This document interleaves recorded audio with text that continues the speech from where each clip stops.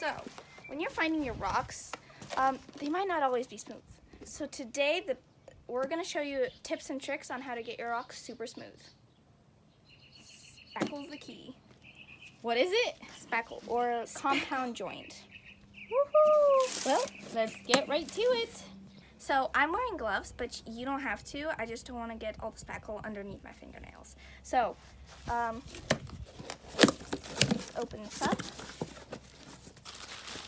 So you want to press firmly. You don't want to try and make like a layer like that. You want to press firmly so it just gets in the little cracks, because we don't want a full layer to form. We just want to fill in the little cracks. So you just press firmly.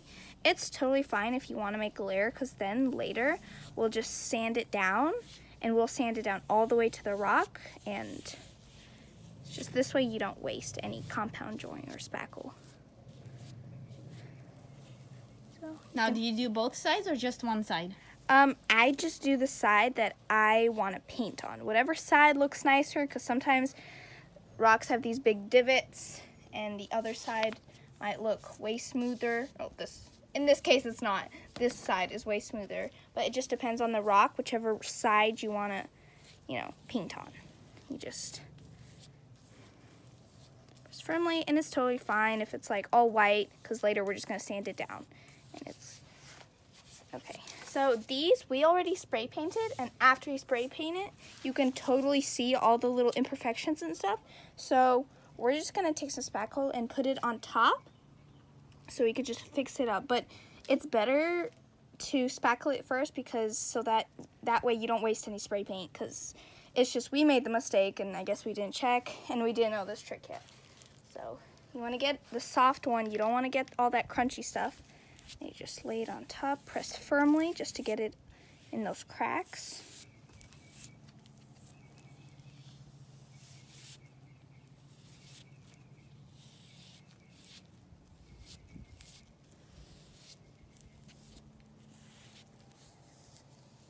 I'm getting the edges. You want to get the edges so that, because sometimes when you're dotting and you want to fill up the whole entire rock, I go all the way to the edges, so you want to get the edges as well, as much as you can.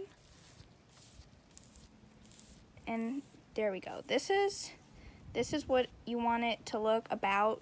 Don't worry about all these imperfections of the spackle, because we're just going to go in with a sand block or sandpaper, just going to sand it down and make it all super smooth. Okay.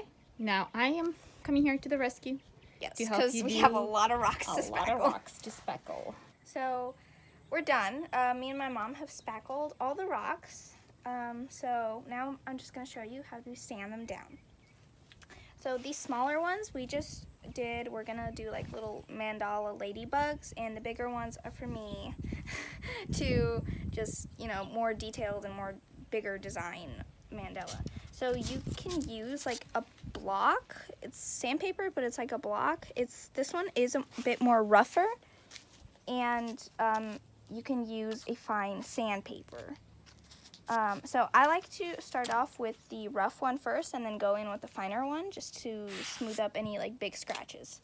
So I like to sand down all the way to the rock, just so the little tiny holes get filled in, because we don't want just a layer of spackle.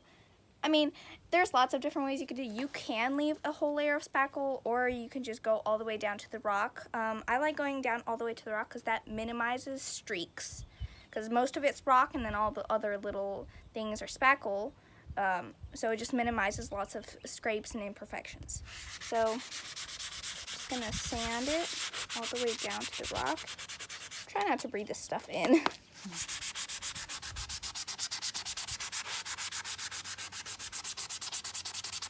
So yeah, I'm sanding down all the way to the rock. And then all the little holes and imperfections get filled in by the spackle.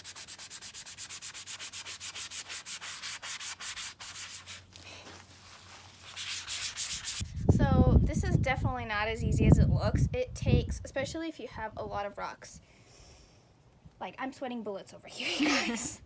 It's really hot out here, and it's a lot of work. So we're almost done. I'm going to finish up sanding the rocks, and my mom's going to start spray painting them.